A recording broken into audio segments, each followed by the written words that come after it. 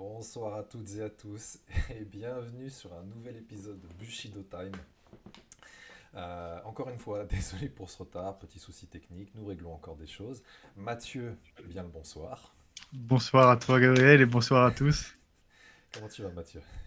Ça va très bien. Je me sens en retard. On n'a pas l'air stressé par rapport au retard. Waouh. Non, moi j'étais en Euh, train de regarder ma petite compilation de KO sur YouTube, donc en attendant que ça se lance, donc ça va. alors, commençons directement par annoncer le menu de ce soir. Je te laisserai décider après dans quel ordre on attaquera ça. Alors, il y a eu des nouvelles concernant le One FC, deux annonces de combat, de grosses annonces. Il y a eu aussi une annonce par rapport à Kevin Holland contre Michael Venom Page, donc Michael Venom Page transfuge du Bellator, qui a fait aussi un petit saut par le BKFC et qui arrive justement à l'UFC. Et nous allons débattre, faire un gros débrief de l'UFC Fight Night qui a eu lieu cette nuit avec pour main event Arman Tsarukyan contre Beneil Dariush. Voilà, voilà Et pour le menu peut-être de ce aussi voir soir. du coup derrière, est-ce que c'est possible si qu'un des deux rencontre notre BFD national? Exactement. Même, de toute façon, Benoît l'avait dit qu'il allait être très attentif justement au combat d'hier soir, parce que potentiellement, dans le groupe des, que ce soit main event ou co-main event, voilà, ça reste très proche de sa position à lui, et donc ça peut être des adversaires potentiels. Exactement. Salut, salut tout le monde. Bah, encore une fois, hein, vraiment désolé pour le retard. On a tâtonné encore un petit peu. Je pense que là, cette fois-ci, ça devrait être bon. Mathieu a step up aussi dans le sound game. On entendra mieux sa voix. Là, il va falloir qu'il step up dans le vidéo game après, plus tard, là, parce que là, je le Dès vois en demain, 360p, là. dès demain, j'aurai le Je- matériel, ça va aller. Demain, je serai en HD. La semaine prochaine, vous le verrez en HD, c'est bon, ou en 4K peut-être. Alors, par quoi est-ce que tu as envie de commencer ce soir? Quelle news en premier? Je dirais on va garder le meilleur pour la fin avec tout ce qui est l'UFC. Ouais, Et on va se mettre en appétit avec le One, je pense. vas-y, ça marche. Alors, comme d'habitude, vous qui nous regardez, n'hésitez pas. Vous pouvez donc échanger avec nous, donner votre avis, poser des questions. Questions sur surtout n'importe quoi. Si vous avez envie après d'aborder un sujet, voilà. On lit vos questions, on y réagit. Donc c'est libre. Voilà, ça va forcément partir un moment en cacahuète. Donc Je vois pas pourquoi tu dis ça. moi non plus d'ailleurs. Allez, on commence tout de suite. Alors, donc le One. Petit rappel de ce qu'est le One. Donc le One est une organisation asiatique, Singapour si je dis pas de bêtises, qui est présidée par, alors je vais pas écorcher son nom, c'est Chatri Sitchodong je crois, qui est d'une grosse famille justement de pratiquants de Muay Thai. Alors cette organisation, elle s'est différenciée par exemple de l'UFC, pourquoi? Parce qu'elle propose plusieurs styles d'arts martiaux dans sa cage. C'est-à-dire on peut voir à la fois des combats de MMA dans la même soirée, on peut voir des combats de kickboxing, des combats de grappling, des combats de Muay Thai avec des gants de MMA. Donc voilà, ils proposent un petit peu de tout. Là, ils se sont quand même fait une très grosse place en termes de striking. Ils ont réussi à amasser des très très gros noms du striking et ils offrent des combats époustouflants. Et justement, le boss Chatri a dit que maintenant qu'ils ont, on va dire, pris un peu le monopole du pied-point, ils veulent revenir sur ce qu'ils faisaient à la base, quoi, du MMA. C'est vrai qu'au début, tu avais beaucoup le Glory qui avait le pignon sur rue, hein. C'était vraiment l'organisation principale de kickboxing. Tout le monde connaissait, en fait, tous les combattants considéraient ça comme le Graal un petit peu. Aujourd'hui, ça a complètement switché en l'espace de très peu de temps et c'est le marché asiatique avec le One qui a tout récupéré, hein. Tu vois, maintenant, la boxe style, le kickboxing, c'est que le One, que le One, que le One. Tous les élites, ils sont tous partis au One. Tu as encore quelques anciens qui restent au Glory, mais tu regardes au Glory, ils ont perdu toutes leurs grosses têtes. Tout le monde s'est dirigé vers l'organisation asiatique. Bah, je pense qu'il y a une plus grosse exposition, même en termes de match-up, j'ai l'impression que c'est beaucoup plus intéressant. Voilà, ils vont pouvoir Mhm. taper des plus gros noms, que ce soit, enfin, tu vois, d'énormes champions justement thaïlandais. Tu vois pas mal. tout ce qui est pays de l'Est, il y a même américain, justement, il y a vraiment des très très très gros noms. Alors vous êtes fait gronder pour pas être au même endroit cette semaine. Euh, non, je suis retourné dans ma chère ville de Poitiers pour Oui. l'instant, mais voilà, on va vite se retrouver pour des fous rires de salopards. Justy Carou, bonjour mon grand. Alors, donc, voilà, après avoir fait cette petite présentation du One, donc ils ont annoncé un combat plutôt intéressant, donc avec quand même deux gros noms, deux grosses superstars. Alors on commence par Sage Northcutt. Alors Northcutt, c'est qui? C'est un mec qui avait fait énormément de bruit à l'époque, parce que physique très athlétique, un super palmarès. Il Très est jeune. arrivé ouais, très jeune, il est arrivé à l'UFC. Alors sa carrière s'est pas déroulée comme prévu à l'UFC. Pas du tout. Voilà, pas du tout. Euh, et du coup, en fait, après, il a migré vers le One jusqu'à ce qu'il prenne un très très gros KO contre Cosmo Alexandre. Alors, Cosmo Alexandre, c'est un mec qui vient du Muay Thai qui est très très très très fort. Sage s'était fait péter le plancher orbital. Euh, D'ailleurs, les KT ne sont pas les mêmes, on rappelle, au One. Sage qui évoluait donc en lightweight à 70 kg. Il a goûté le lightweight justement du One, c'est-à-dire 77 kg. Et donc il a goûté à la patate de Cosmo Alexandre et ça c'est Pas du vraiment tout la même chose. très sympathique. Ils ont été très sévères pour son premier match-up, puisqu'ils l'ont mis vraiment contre un élite de la Ouais, boxe thaï et du kickboxing, hein, sur ring en plus. Donc vraiment dans les règles que Cosmo adorait. Et il s'est fait plaisir. Hein. Il s'est fait plaisir. Cosmo, il a mis la pression directe.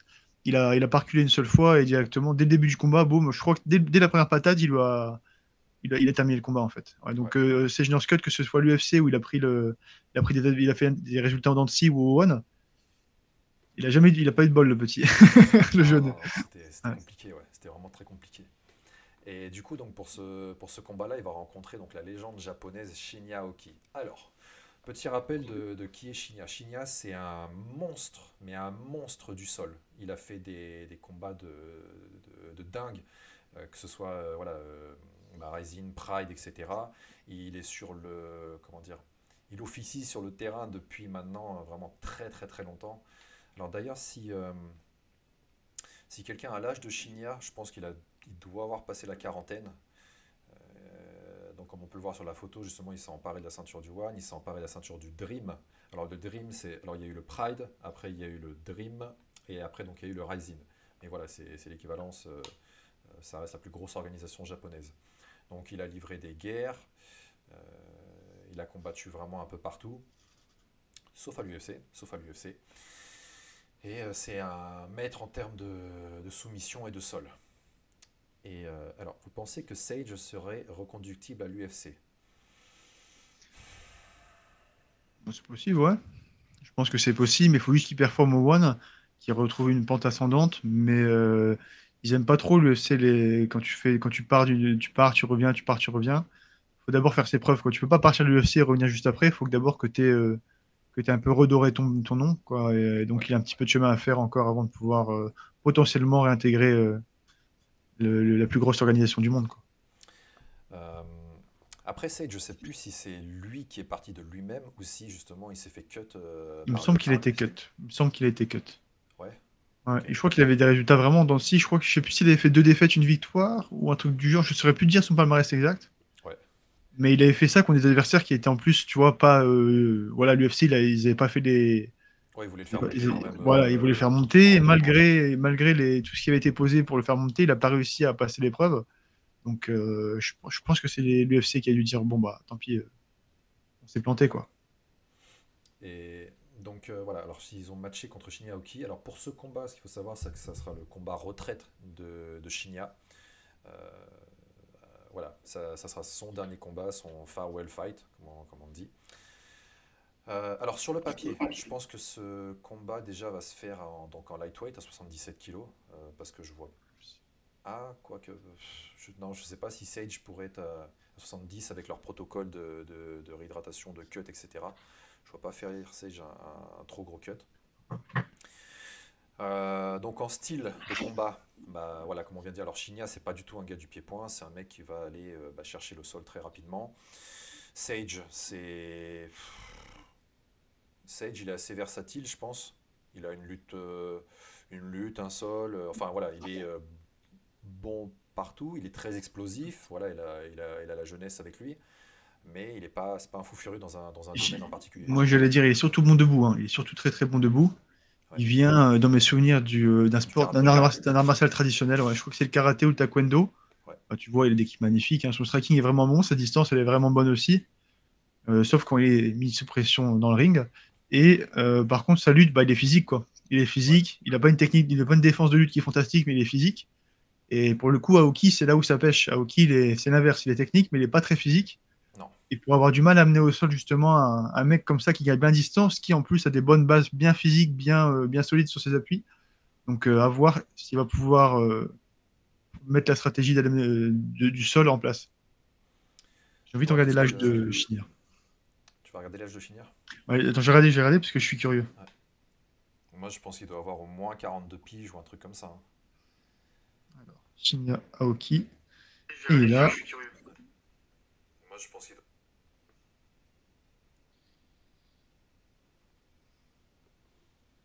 40 ans.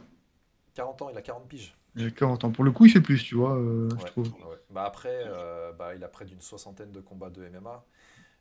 Plus après, je sais pas combien de compétitions de sol. Donc le mec, il est marqué, quoi. Il a du vécu.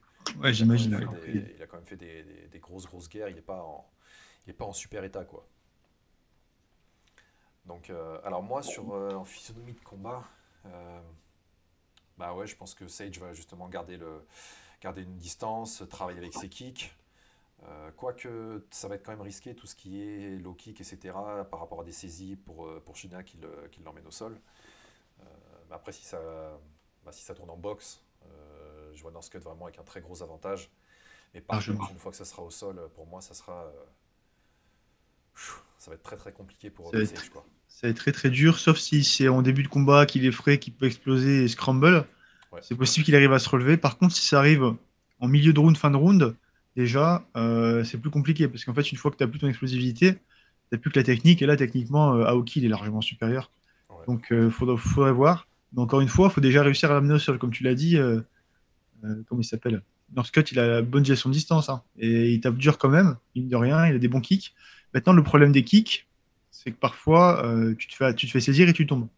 ouais. Est-ce qu'il va être intelligent et rester sur de l'anglaise ou est-ce qu'il va sortir le jeu complet? À voir. Mais si jamais il est intelligent, il fera beaucoup d'anglaise et de la gestion de distance. Et ça devrait être déjà très, très, très, très chiant pour Shinya. Alors le Baradar qui nous dit sérieusement, Sage n'a aucune espèce de chance face à Aoki. Techniquement, expérience toujours en faveur d'Aoki. Bah, il y a la jeunesse qui joue en faveur de Sage.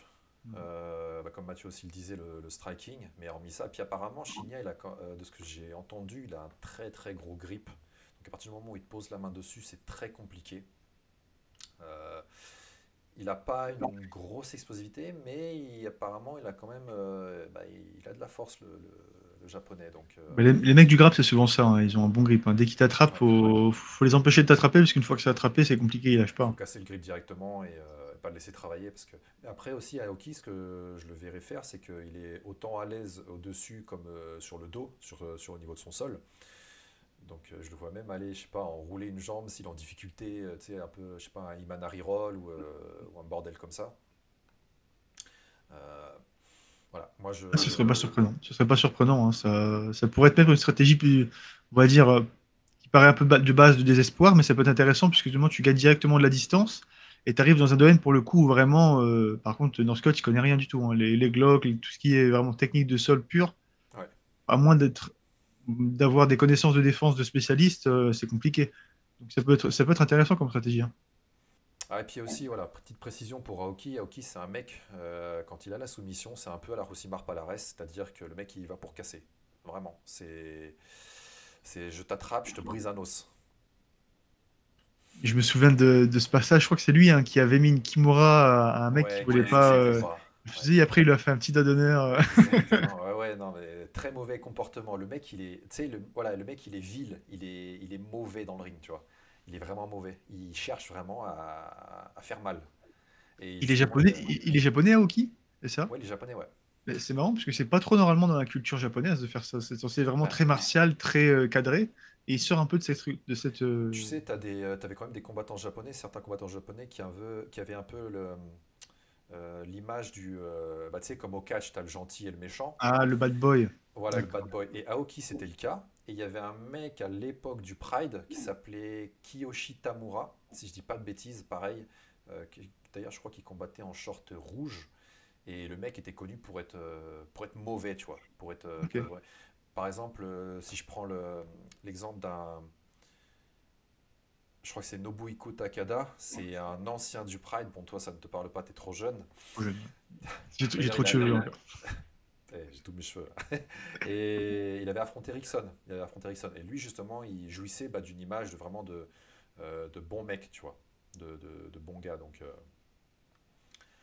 voilà. Ouais, Shinya, il a l'image du méchant. Mais après, c'est son style de combat, tu vois. Quand t'arrives, tu pètes les os des gens et que même tu sais, dans les interviews pré-combat, tu fais un peu de trash talk, bah, tu prends cher, quoi. Salut C'est pas super Joshua. grave. Bah, j'espère qu'on va avoir des fous rires. Bon, il y en aura peut-être un petit peu moins parce qu'on n'est pas côte à côte. On peut pas se regarder dans le blanc de l'œil. Mais voilà, je sais qu'à un moment ou un autre, ça va partir en cacahuète de toute façon. Donc voilà.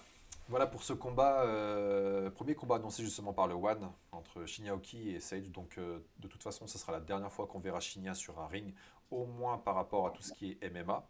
Je pense qu'il continuera les compétitions de grappling. D'ailleurs, il avait fait quelques combats contre justement One dans la discipline du grapp, du nogi.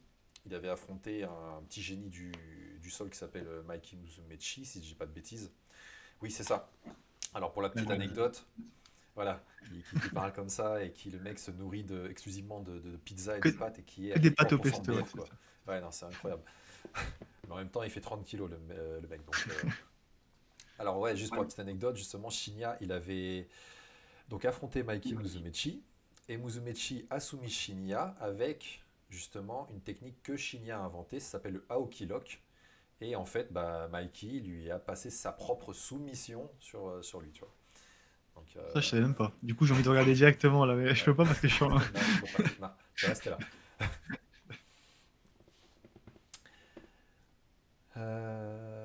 Alors, bien joué Mathieu pour le bonnet. Ouais, ça cache une potentielle calvasse.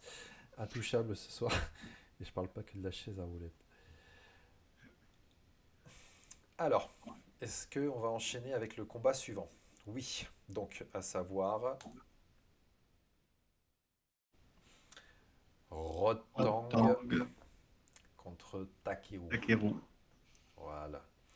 Alors quand on regarde le palmarès des deux mecs, c'est juste incroyable. Donc Rotang, 269 victoires, 43 défaites, 10 matchs nuls. Et Takeru, 42 victoires, 3 défaites. Là, on voit vraiment la différence de style comment ça s'appelle, de carrière entre les Thaïlandais et tout ce qui est Asie, Chine, Japon, tout ça. C'est vraiment le volume de combat, hein. En Thaïlande, c'est un truc de fou, hein. Vraiment, les Thaïlandais, ils font que ça de combat tout le temps, tout le temps, tout le temps. Ah mais les mecs, je sais pas, comme nous on va aller acheter le pain le samedi ou le dimanche matin, eux ils vont aller se taper quoi. Ah, c'est exactement ça. C'est une culture vraiment différente, hein, du combat, hein. C'est vraiment combat de tous les jours, quasiment. Mais parce que c'est pas un cas qui est anodin, en fait, hein. La plupart des combattants thaïlandais, tu regardes, ils rentrent toujours plus ou moins dans ce genre de palmarès où tu vois, c'est des centaines de combats avec des peu de défaites, mais vraiment beaucoup, beaucoup d'expérience, quoi. Ouais.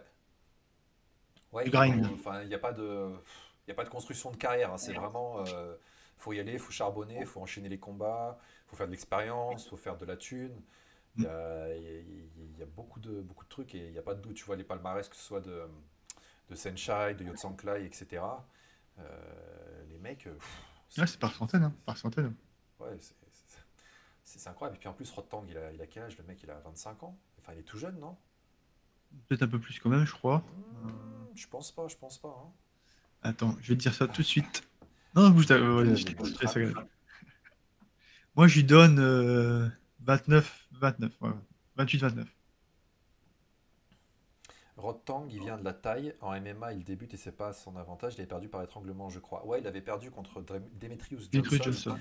Voilà, parce qu'ils avaient fait un combat avec des règles mixtes. C'est-à-dire, il y avait un round pied-point et un round en Mais, MMA. alors ça, c'est Ouais, vrai que c'est bon de notifier, c'est que le One, c'est la seule organisation qui mixe comme ça, qui mixe en fait vraiment les disciplines.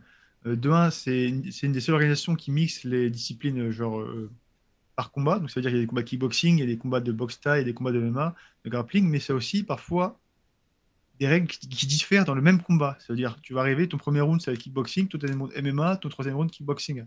C'est ouais. vraiment très très original leur façon de mettre en place les combats. Et on verra quasiment, je pense que c'est impossible qu'on voit ça, par exemple, aux États-Unis ou bien en Europe de Non, non. l'Ouest. Ouais. Ils vont rester sur leurs règles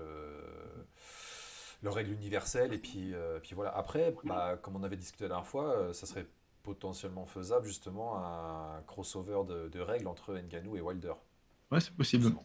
Mais c'est marrant parce qu'avec du recul, maintenant que j'y pense, la dernière fois qu'on a vu justement ce format de combat où tu avais les règles qui changeaient en fonction des rounds, c'était aussi dans une organisation asiatique. C'était je crois que c'était le K1, hein, le K1, et c'était Jérôme Le Banner contre Bob Sapp, il me semble. Ouais, ouais, ouais, ouais, il me semble. Ouais.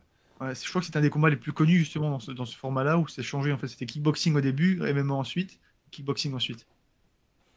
Et donc du coup, alors, attends, on n'a pas vérifié l'âge de Rotang. Alors, Moi, je Rod, dis 28-29. il a 26 ans.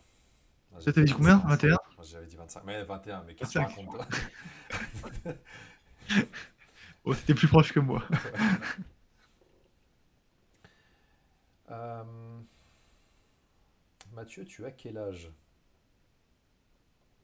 C'est chouette. J'ai De toute 28 façon, ans. voilà, il a 28 piges, le boug. Ouais, donc Rotang tout jeune, franchement, quand tu vois plus de 300 combats à seulement 26 ans, c'est juste incroyable.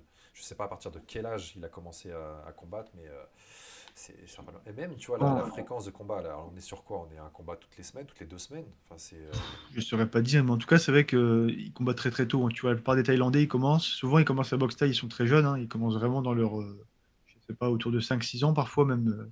En fait, dès qu'ils savent marcher, ils apprennent à boxer quasiment. Et ouais. c'est pour ça que tu vois qu'il y a beaucoup de combats. Ils ont aussi beaucoup d'années de carrière. C'est pas, ils commencent pas à 20 ans la boxe thaï, quoi. Et donc, est-ce que toi, tu as déjà quand même regardé un petit peu Road Tank Combat? Est-ce que tu as un petit feedback dessus, un petit background ou Road Tank, j'avais déjà vu quelques highlights. Ouais. J'avais déjà vu des trucs où, par exemple, où il se prend plein de patates dans la tête et puis il fait ça après, genre Ouais, la mâchoire de fer. genre tu vas pas J'avais tricher vu, quoi. c'est ça. J'avais vu une partie de son combat contre Demetrius Johnson parce que justement, c'était contre un combattant MMA qui plus est en plus un ancien champion de l'UFC, donc j'étais curieux. Et ensuite, pas plus que ça. Parce que c'est pas forcément un style qui me plaît en tant que combattant. C'est vraiment bagarre, enfin bagarre, comment dire, un peu le mode boxe taille agressif pur. Et j'aime pas trop trop ce style-là. Un peu comme Boakao. Il a le même style un petit peu que Boakao et j'aime pas du tout ce style-là. Ouais, c'est vraiment un mur le mec et puis il avance, ça C'est ça. cartonne. C'est ça. C'est rouleau C'est compresseur et des gros kicks, des grosses patates. c'est pas Et forcément un gros technicien ou comment ça s'appelle? Il y a un terme moi, en, il en fumeux. taille. Un Fimeux, moi, fimeux. Ouais, ouais, c'est ça. Non, lui c'est pas sa dégaine quoi, c'est pas son truc lui. Non, non, non, c'est ça. Alors que quand tu compares par exemple à un Tawan Chai ou quelque chose comme ça, là c'est bien différent, c'est vraiment pure technique, pure précision. Là c'est très beau à regarder, surtout quand tu apprécies les strikers qui sont fluides. Alors que Ouais, Rotang, bah voilà quoi. C'est un, c'est la bagarre. voilà, il Ah, envoie quoi, mais c'est pas forcément. C'est du show, c'est du spectacle, mais c'est pas forcément pour quelqu'un qui aime la technique, c'est vrai que c'est pas forcément un régal. Et donc il va affronter le combattant japonais Takeru Segawa. Alors Takeru c'est qui? Euh, pour faire une petite comparaison, euh, pour moi Takeru dans le kickboxing japonais, ou même le kickboxing mondial par rapport à sa caté de poids, c'est un peu Naoya Inoue. Donc pareil, combattant japonais en boxe anglaise, petite catégorie, qui est, bah, comme son surnom l'indique justement, un monstre dans le ring.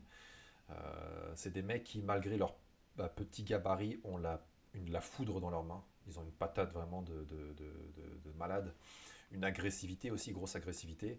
Et donc voilà, Takeru, c'est ça, c'est son style. C'est vraiment. De toute façon, alors pour ceux qui le suivent sur Instagram, euh, vous pouvez voir les sparring. Il balance pas mal de sparring, ou alors pas mal de séances au PAO. Et c'est un mec qui est très agressif, très explosif. Et Bah, qui patate vraiment fort. Alors, j'ai envie de lancer un highlight, mais déjà, si rien quand on parle, ça lag à mort, ou alors ça déco, je sais pas si c'est une idée viable ou pas. On va rester sur le basique, je pense. Ouais, ça va être compliqué, ouais. Et donc, du coup, Takeru, il avait fait une sortie. Alors, la dernière sortie qu'il a faite, je crois que c'est la dernière, il était venu combattre en France pour une ceinture, je crois que c'était la ceinture ISKA, justement en kickboxing. Il avait mis un high kick magnifique. Euh, voilà, très très gros KO. Et autrement, il avait aussi affronté, bah, je crois que ça devait être. Je crois que c'est le Rising qui avait organisé ça, justement. Ou alors peut-être le Rise, ou je sais plus, enfin une orga comme ça au Japon. Un combat entre lui et Tenshin Nazukawa. Tenshin, c'était celui qui avait affronté Mayweather sur un combat d'exhibition. Donc Comment ils tu avaient fait. l'appelles? Nezukawa? Ouais, c'est ça, je crois. Ah, je crois que c'était Nakamura. Non, Tetsuya non, Nakamura. non, non. Toi, t'écoutes Troya Nakamura, toi, c'est.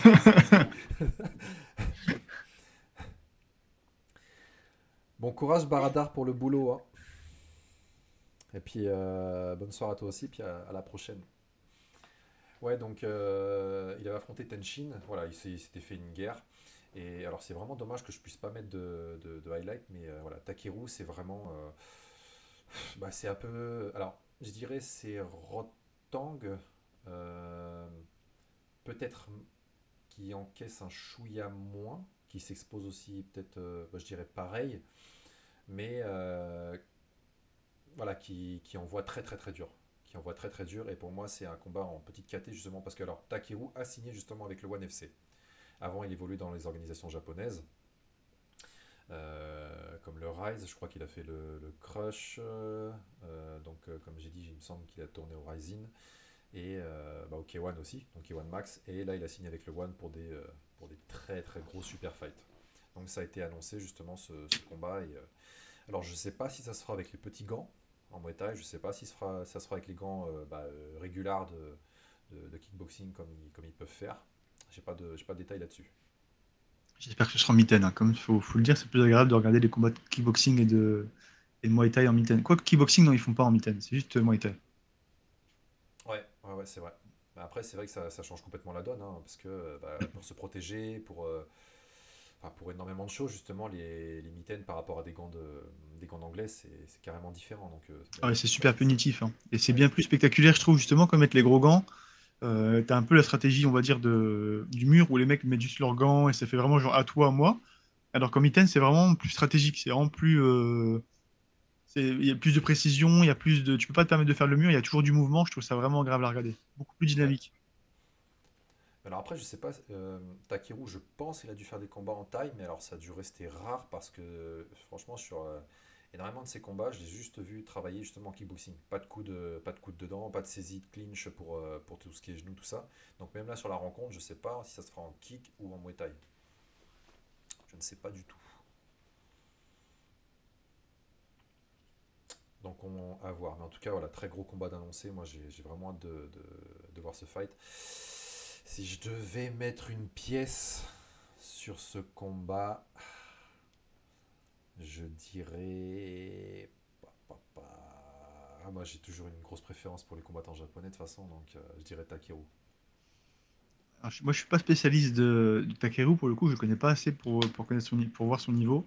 Ouais. Mais je pense que Rotang, avec son style, et avec surtout le fait qu'il soit Muay Thai, je pense qu'il va lui rouler dessus. Est-ce qu'il Je, n'arriverait pas à un je pas de pense- taille?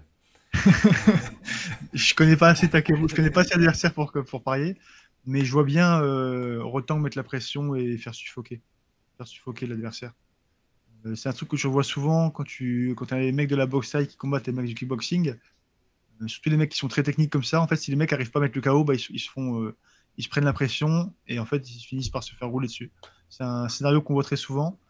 Et moi, de mon côté, c'est comme ça que je vois le combat se dérouler. Alors après, il y a un petit truc aussi, moi, qui me. Et ça, d'ailleurs, ça me fait quand même chier, c'est que la grande majorité du temps, les combattants japonais, quand ils sortent, quand ils vont combattre overseas, enfin euh, à l'étranger, ils rencontrent beaucoup moins de succès que quand ils combattent à domicile au Japon. Je ne saurais pas expliquer le pourquoi du comment, Mais voilà, les mecs, c'est des tueurs à gages dans leur pays, même quand on leur ramène des grosses têtes, etc. Mais une fois qu'ils vont combattre à l'étranger, bah, ça se passe moins bien. Ça se passe moins bien. Je dirais que c'est quand même pour moi, c'est la qualité du matchmaking qui est différente, parce que c'est vrai qu'en Asie, quand même, en tout cas en MMA, le niveau il est quand même assez limité, hein.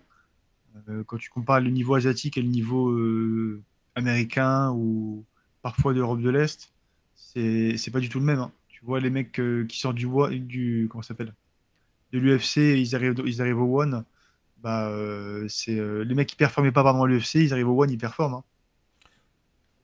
Alors j'ai un contre-exemple pour ça, c'est Eddie Alvarez. Eddie Alvarez, ouais, mais il était vraiment au bout de la retraite, lui, Oh, ah, c'était quand là. même, mais c'était il y a quelques années, hein. D'ailleurs, il a recombattu cette nuit en BKFC, là, en bare knuckle contre Mike Perry. Oh, et c'est quand? C'était cette nuit, Oh, d'accord, moi dernière j'ai là. pas regardé. Ok. Ah, c'est pour ça que j'arrêtais pas de voir des images de lui avec son combat contre Mendes. Là, c'était pour mettre en valeur ce Ouais, combat d'aujourd'hui. D'accord. Bah, je savais même pas qu'il combattait Mike aujourd'hui. Perry Ah ouais. qui a, eh ben, il a fait quitter Alvarez à la fin du deuxième round. Il a pas repris au troisième. Ah ouais. Alors que c'était bizarre parce que Alvarez, apparemment, enfin, de ce que j'ai vu, avait quand même remporté les deux premiers rounds. Mais il avait pris quand même des sacrés shots de Perry, tu vois. Et bah, au moment de reprendre la troisième reprise, il a fait non, je ne reprends pas. De toute façon, Mike Perry, il est fait pour ce sport. C'est le Ah ouais, sport qui lui fallait, hein. il est Le taillé MMA, pour. c'était pas ça, mais il a tapé même Rockhold. Rockhold qui pèse une centaine de kilos hors prépa, hein, je vous le dis. Alors que Rockhold Mike qui Perry, est c'est pas le même très poids, hein. très fort. Et d'ailleurs, on Oui. va. Bah, bonne transition pour enchaîner parce que Mike Perry a tapé aussi Michael Venom Page. Et Oui, en Barknuckle, c'est vrai. Ouais, je ouais, m'en en souviens de ce combat. Barnacle, ouais. Et justement, c'est la prochaine news qu'on va aborder, c'est le combat entre Michael Venom Page et Kevin Holland, qui y a eu un petit leak. Donc, quand Dana White il fait des espèces de vidéos pour présenter les cartes, derrière, justement, derrière lui, il y a un panneau avec bah, plusieurs noms d'affichés, ça dépend sur tel événement, etc., lors des combats, machin. Et donc, sur ce petit leak, il y a eu le nom de Kevin Holland en face du nom de Michael Venom Page. Je pense que c'est fait exprès. Je pense que c'est fait exprès. Ouais, c'est Parce pour que faire monter la sauce, c'est ouais. sûr. Parce que c'est pas la première fois que ça arrive, ça. Peut-être les premières fois, je pensais que c'était pas fait exprêt. Mais là, il s'est rendu compte que ça faisait des petits buzz. Il s'est dit, bon, on va faire genre qu'on n'a pas fait exprès. On Ouais. envoie l'info. Et du coup, alors, Michael Venom Page, donc connu bah, pour son style spectaculaire, pour ses très gros KO, notamment le KO contre Cyborg au Bellator où il avait fracturé le front Ah, avec un ouais, genou sauté. c'est horrible, hein. Cyborg, il a fini avec des plaques de fer dans la tête, hein. Franchement, la photo de la radio, elle était horrible. Ouais. On n'aurait pas dit un humain, hein. Il lui avait rentré le front et juste après, pour le disrespect encore plus, il lui avait lancé une Pokéball. Euh, Oui, il est aussi connu pour faire ça, pour faire des célébrations un petit peu, on va dire, ouais. limite, et pareil, des provocations. Bah, toujours dans la provocation, en fait, un petit peu. Mais il back up quand même, tu vois, il trash Ouais, talk, mais le truc c'est qu'il fait le taf derrière. ouais.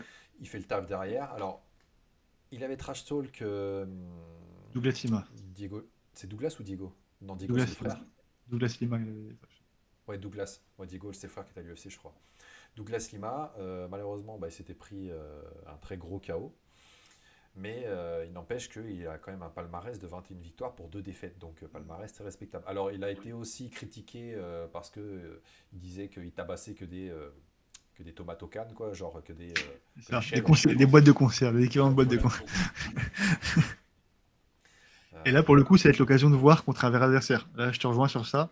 Parce qu'à l'UFC, il n'aura pas la possibilité de choisir ses adversaires, justement, d'avoir des affaires qui sont nulles. Si jamais, vu son niveau au Bellator, anciennement Bellator, il va forcément tomber sur des mecs qui sont un peu forts. Et là, on va voir vraiment ce qu'il a dans le ventre, quoi. Non, puis de toute manière, là je pense que Page, si on peut comparer, il va un peu faire le même truc que Chandler, c'est-à-dire c'est les deux qui avaient des gros combats genre super entertaining, tu vois, genre les mecs ils mettaient le feu Mhm. et ils arrivent à l'UFC, ils sont en haut de leur prime, voire un tout petit peu, ils commencent à redescendre, mais les mecs ils sont âgés. Page il a Mhm. 36 ans je crois ou 37, je Ah ouais, sais quand plus. même. Quand même. Donc comme Chandler, il arrive à peu près sur la même tranche d'âge et comme Chandler avait dit, je suis pas là pour très longtemps, mais je suis là pour un super bon temps, quoi. I'm Ouais, not here for a long time, I'm here for a good time. c'est tout à son honneur, hein, parce que c'est vrai qu'il a peut-être plus l'âge d'aller chercher la ceinture, mais par contre, les combats qu'il fait, à chaque fois, c'est des boucheries, hein. Les gens, ils adorent, Ah hein. oui. Qui gagne ou qui perde, Ouais. c'est engagé à mort, il laisse son corps, son âme, tout ce qu'il a, quoi. Mhm. Mais pour le coup, tu vois, je pense que MVP, il a peut-être plus de chances d'aller loin que Chandler, hein, avec son style. En fait, avec son style vraiment longiligne, technique quand même. Il a quand même un Ouais. truc particulier, un style particulier. Et si les mecs n'arrivent pas à le résoudre, je pense qu'il peut facilement arriver dans le top 10. Et on va dire top 15, top 10. Par contre, après, il va tomber sur des gens qui sauront le contrer. Là, ça va être beaucoup plus compliqué. Bah, des Mais mecs je d'une pense très qu'il, grosse lutte, avec une très grosse lutte. par exemple, ou Ouais. bien les mecs qui kickent super bien, qui mettent des bons low kicks. Mais je pense qu'il peut se hisser rapidement jusqu'à même au top de la catégorie. Et ensuite, par contre, voilà, ce sera plus compliqué puisqu'il aura certainement ses limites et il sera limité aussi par son âge. Mais je pense qu'il va s'amuser un petit peu à l'UFC aussi. Ouais. Et On va donc, avoir des beaux highlights avec lui, hein. ils lui ont mis Kevin Big Mouth Holland en face. Mm. Alors, Kevin Holland, c'est qui? C'est un mec qui est arrivé à l'UFC. C'est en poids moyen, non, ce sera en poids welter. Ce combat sera Mm. en 77 kilos. Ouais. Parce que Holland combat dans les deux catégories. Il combat Ouais, ouais. en middleweight et en welter. 84 et 77, ouais. Et donc, Hollande, le mec était à un moment quand même considéré comme un contender sérieux. On se rappelle notamment du KO qu'il avait mis sur Jacare depuis le dos. Oh ouais, magnifique. Des marteaux d'un angle. Mais enfin, voilà, ça te dit la puissance qu'il a dans les mains, Hollande. Son dernier fight, est-ce que c'était face à Shimae, son dernier fight? Je Son crois. dernier combat, c'était face à Shimaev ou bien contre Wonderboy, peut-être, non? Non, pas Wonderboy. Ah, je sais plus si ce combat il est arrivé avant ou après, je sais plus. Je saurais plus dire. Je saurais plus dire. En tout cas, il a vraiment pour le coup pris tout le monde, hein. Comment il s'appelle Hollande. Hollande, pour le coup, ouais, il refuse aucun combat. À chaque fois, il a tapé des grosses têtes, hein. Ouais, c'est le mec, c'est genre anywhere, anytime, C'est ça. anybody, quoi. C'est ça. Et on a quand même une bonne indication sur le combat, sur comment pourrait se tenir le combat. C'est que, en fait, Wonderboy, bah, c'est un petit peu un MVP, hein. C'est un Ouais, petit peu un Michael Venom Page. Et on voit que, comment il s'appelle? avec Hollande, il a eu beaucoup, moins de beaucoup, combats. beaucoup de mal. Beaucoup de mal avec Wonderboy. T'allais dire quoi? J'allais dire, Wonderboy, il a une moins bonne anglaise que Page. Ouais, En termes de kick, voilà, on va dire que c'est 50-50, je dirais. 50-50. Mais par contre, Page, il a les mains lourdes quand même. Il a les mains lourdes et très grosse allonge, il sait s'en servir. Voilà, c'est pas juste je repose tout sur mes kicks, mais c'est très versatile, que ce soit avec les jambes ou avec les poings. C'est ça. Moi, je vois un peu Page comme une version un peu plus explosive que Wonderboy, plus puissante aussi, mais moins cardio par contre. Moins de cardio et moins de défense de lutte et quand même. Moins de lutte, moins de sol. Alors, Dark Mytho qui nous dit Attends, Jack Della Maddalena. Madalena. C'était le dernier fight de Hollande, ça? C'est C'est probable, sûr? hein, parce que Je suis pas Maddalena, sûr. il est sur une Non, grosse ceinture. le dernier qu'il a combattu c'est vrai qu'il ressemblait à Hollande. C'était un mec qui était grand, qui était longiligne, mais c'était pas Hollande. Alors, Tapology est notre ami. Voyons ça. Eh bien, si, c'était contre Jack Della Maddalena. Putain, je vais y arriver. Jack Della Maddalena. Et donc, il avait perdu par décision partagée. Ah oui, Hollande puis avait combattu de la Madalena. ouais, et on a des combats de retard parce qu'il avait soumis Michael Chiesa juste avant. Il avait KO'té Ponzinibbio. Et c'est Ouais. juste avant, justement, sur ces combats-là, où il avait perdu contre Stephen Thompson et Aichi Maev. Ok. Purée, bah alors là, tu me l'apprends pour Madalena. Et pour, Ouais, mais il a enchaîné à mort, le mec là. je suis Tu vois, sûr il a qu'il fait se ça en fait. espace d'un an. Là, on regarde, ça fait un an. Ah ouais, décision partagée. D'accord, ok. Ouais. Ouais, je l'ai pas vu ce combat, hein. C'est marrant parce que normalement je regarde tous les combats de Jack, mais là celui-ci passé aux oubliettes. Bah, merci Dark Mytho, tu m'apprends un truc là. Tu m'as appris un truc. Tu vas me faire regarder un combat ce soir. Donc, c'était sur l'UFC Fight Night du 16 septembre. Le combat était vraiment mitigé. Hollande n'a pas vraiment tout donné, un peu bizarre. Il était sur la retenue. Bah, c'est dur de pas être sur la retenue contre un mec enfin c'est dur de ne pas être sur la retenue justement contre un mec comme Jack. Parce qu'il a vraiment une anglaise qui est super lourde et surtout il est très très très très fort pour casser la distance et mitiger la différence d'allonge. Tu vois, il a quasiment tout le temps combattu des mecs qui étaient plus grands que lui et à chaque Ouais. fois il arrive à les choper et à les KO'ter. Donc c'est compliqué, tu peux pas trop t'engager sur ce genre de profil. À mon avis, il a dû avoir un petit peu peur des mains de Jack. Ah oui, il a vraiment une anglaise de fou furieux, il a des combinaisons de dingue. C'est très très beau, quoi. Je crois que le combat qui m'avait vraiment marqué de Jack, c'est là que je me suis rendu compte que c'était vraiment un mec qui a un gros potentiel, c'est qu'on a combattu contre Ange, Ange Loza, qui est un Suisse, Suisse. donc un francophone. Francophone, enfin il parle français quoi. Et Ange, il était parti pour pareil, pour être un gros prospect, et il est tombé sur Jack, et Jack il lui a fait une guerre, mais vraiment une guerre monumentale. Donc ça a permis quand même de voir le niveau de Ange, et surtout ça a permis de voir aussi que Jack il avait un niveau de malade mental, quoi. Vraiment en anglais, c'était imprenable. C'est quoi cette pause là? T'es à l'aise là? Je suis très bien. Je suis très bien. Je suis très très bien. Il est au max. Alors après, c'est Hollande, il en fait toujours des caisses ou presque toujours, mais c'est vrai que c'est un sacré brawler, Jack. Ouais. Je dirais que c'est plus qu'un brawler, hein. Il est pas, il Ouais, il est est pas technique si, ouais, sur ses il est prises, très hein, ouais. technique sur sa boxe. Il Ouais. fait des beaux changements de garde. C'est pas juste un brawler. C'est pas juste un mec qui va rentrer mais on voit des gros crochets. Et, il est très agressif. C'est un mec qui met la pression, mais c'est pas un bagarreur. C'est un Donc, boxeur de très bon niveau. bah, pour ce premier match-up de Venom Page, moi j'aime bien parce qu'en plus, alors Page, donc comme on a dit, c'est un mec qui trash talk quand même beaucoup. Kevin Holland, c'est un mec bah, qui a pas peur non plus de charrier, de faire du trash talk, et lui-même il le fait à l'intérieur de la cage. Après, alors, et j'espère pas que ça se passerait comme ça, mais ce qui peut se passer, c'est que comme les deux pourraient un peu redouter le pied-point de l'autre, bah, que ça reste à se regarder dans le blanc de l'œil, tu vois, pendant un Ouais. petit moment. Parle-nous pas de ça, hein. Moi, ça fait penser au combat Yoel Romero contre Israel Adesanya. Oh, Ouais, ouais, ouais. Ou alors ce genre de comme coup. c'était Derrick Lewis contre Ngannou, là. Oui, en fait, justement, quand t'attends vraiment un combat, tu dis, ah ouais, c'est deux gros cogneurs. Les mecs, ils ont tellement peur, en fait, de s'entrecogner, qu'ils se regardent tout le temps. Oh, c'est horrible. Il n'y a rien de pire. Ah, c'était des fights de merde, hein. Franchement, là, Ah, faut le c'était dire. horrible. Ouais. C'était horrible. Petit prono pour ce combat? Moi, je mettrais MVP devant, parce qu'on a vu les fights de Kevin Holland contre les bons kickers. Ouais. Donc, je mettrais MVP devant, certainement par KO dans le deuxième ou le troisième. Pas au premier round, puisque bon, Holland, il est quand même dur au mal. Mm. C'est surtout sur les. Il a un bon cardio, donc au début, ça devrait le maintenir. Par contre, le deuxième, troisième, je le vois se faire toucher ouais, sur un kick ou un truc comme ça. Hollande, il a un très gros sol aussi, hein. Il a un très très gros sol. Comment s'appelle son coach? Attends, je sais plus si c'est Travis Luther. Non. Qu'est-ce que je raconte moi? Travis Luther. Non. Euh, Attends, ça me titille de plus savoir. Kevin Holland, BJJ coach.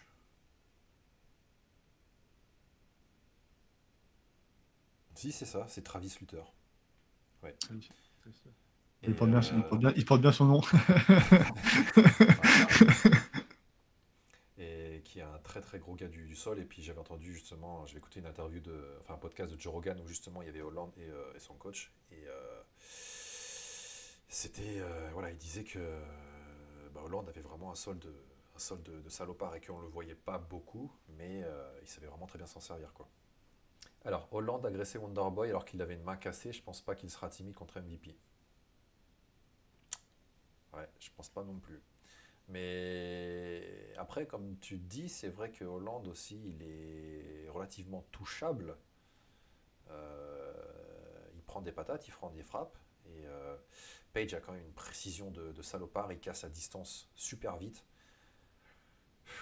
Je te rejoins sur, euh, je te rejoins sur ce prono et je mettrai Page gagnant aussi. Ouais. Bah, ça fait 2 contre 0. Moi, je vois vraiment ce scénario se passer, hein. C'est prendre le KO dans le deuxième ou le troisième. Au moins, on se rejoint sur le KO.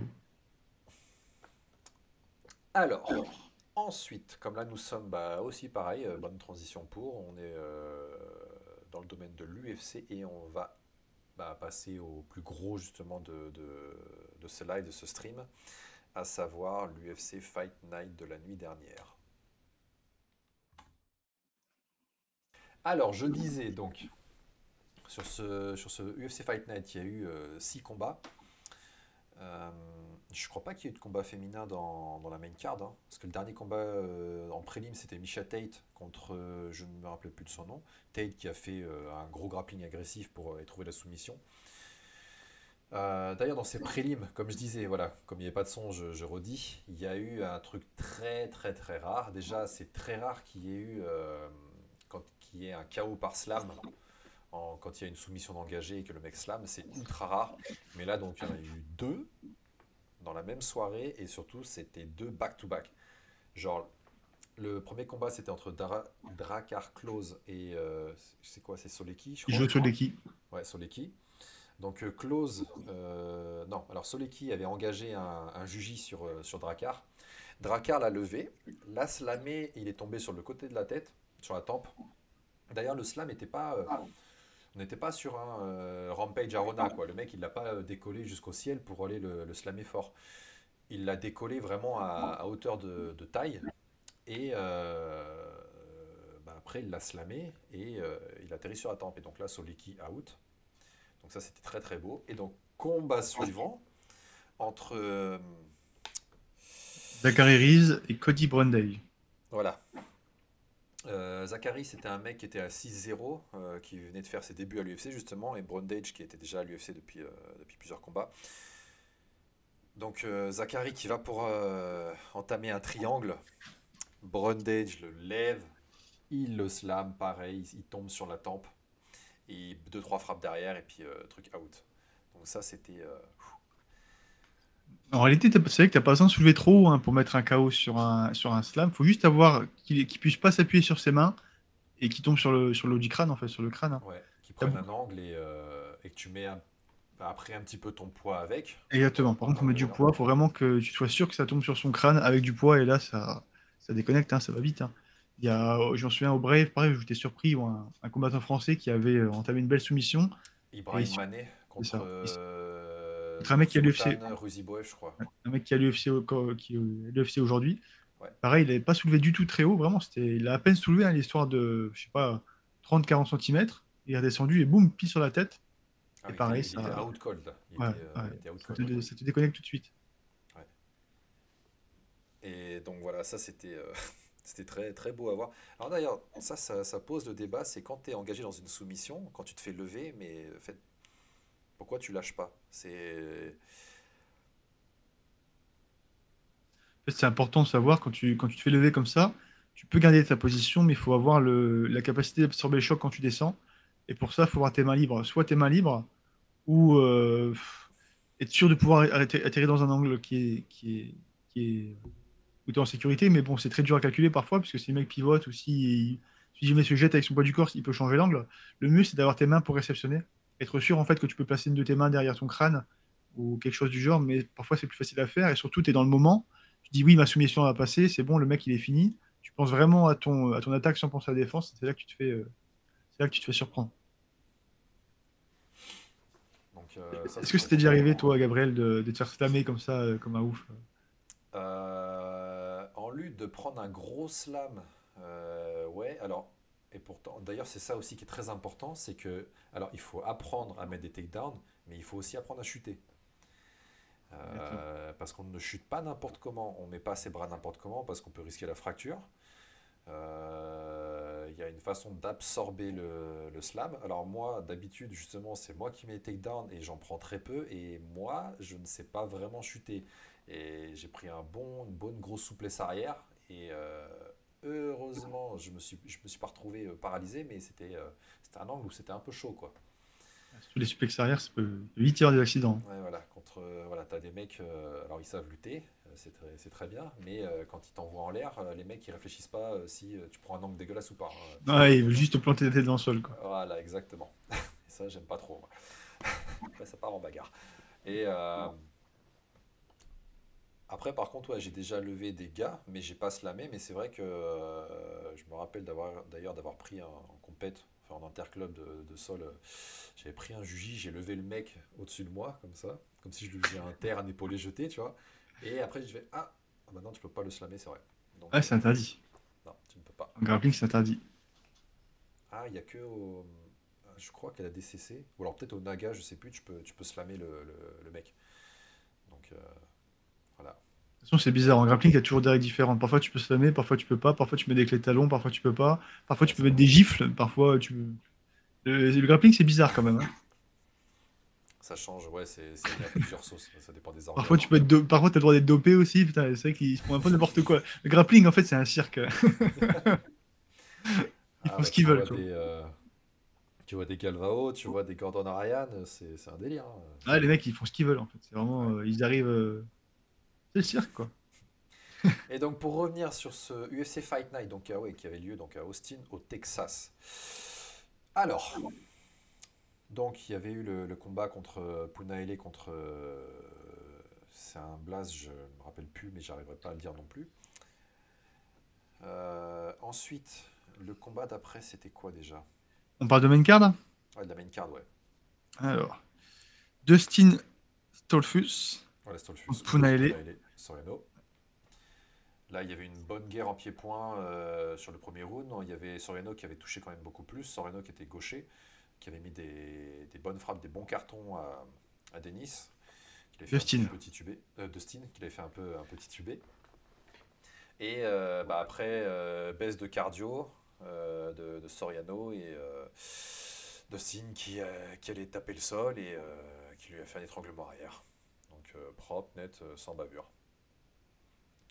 Il me semble que Punale, j'avais déjà vu combattre et ça arrive souvent, ça prend souvent c'est souvent ce scénario en fait. Au début, il est très fort, il tape très dur, il est résistant au KO et en fait, pas de cardio par contre, zéro cardio. Dès qu'il prend la pression ou dès qu'il n'arrive pas à KO'ter le mec, la pression se retourne et à chaque fois, son cardio il descend beaucoup trop vite. Je me souviens d'avoir déjà vu un de ces combats où c'était exactement la même chose. Mais tu sais que, alors, je sais pas si c'est propre à eux, mais donc c'est un combattant pacifique, tu vois, tout ce qui Et est exactement, île, c'est ça, bah, c'est bien ça alors. C'est un truc que Nouvelle-Zélande, Maori, etc. Et en fait, tu retrouves à peu près le même profil sur tous les mecs qui viennent de là-bas. Il n'y a que bah, Robert Whittaker qui est un peu l'exception par rapport à ça. Mais sinon, tu vois des Justin Tafa, tu vois des Mark Hunt, tu vois des Tai Tuivasa, etc. Mhm. Les mecs, ils ont un très grosse patate, peu de cardio, pas de sol, pas de lutte.